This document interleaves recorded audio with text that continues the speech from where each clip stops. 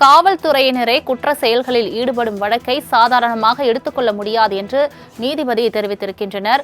தனியார் நிறுவன ஊழியரை காவல் அதிகாரி ஐடி அலுவலர் கடத்திய வழக்கில் உயர்நீதிமன்றம் இந்த கருத்தை தெரிவித்திருக்கின்றது.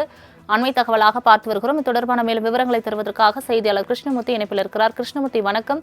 இந்த உத்தரவில் உள்ள சார் அம்சங்கள் என்னும் முழு விவரங்கள். வணக்கம்.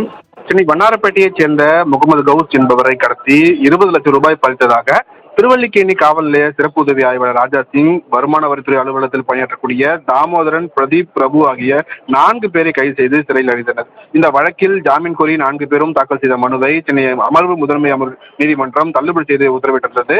இந்த நிலையில் ராஜா சிங் மற்றும் தாமோதரன் ஆகியோர் ஜாமீன் கோரி சென்னை உயர்நீதிமன்றத்தில் மனுக்கள் தாக்கல் செய்தார்கள். இந்த மனு நீதிபதி ஜெகதீஷ் சந்திரா முன்பாக இன்று மீண்டும் விசாரணைக்கு வந்தபோது காவல்துறை தரப்பில் ஆஜரான வழக்கறிஞர் வழக்கில் விசாரணை இன்னும் நிறைவடையவில்லை என்றும், இந்த வழக்கில் மேலும் ஒரு சிறப்பு உதவி ஆய்வாளர் சன்னி லாய்டு என்பவர் கைது செய்யப்பட்டிருப்பதாக தெரிவிக்கப்பட்டது. அவரை காவல்துறை தங்கள் கட்டுப்பாட்டில் எடுத்து விசாரணை நடத்த உள்ளதால் அவர்களுக்கு ஜாமீன் கோரிய விசாரணையை தள்ளி வைக்க வேண்டும் என்று காவல்துறை தரப்பில் கேட்டுக் கொள்ளப்பட்டது.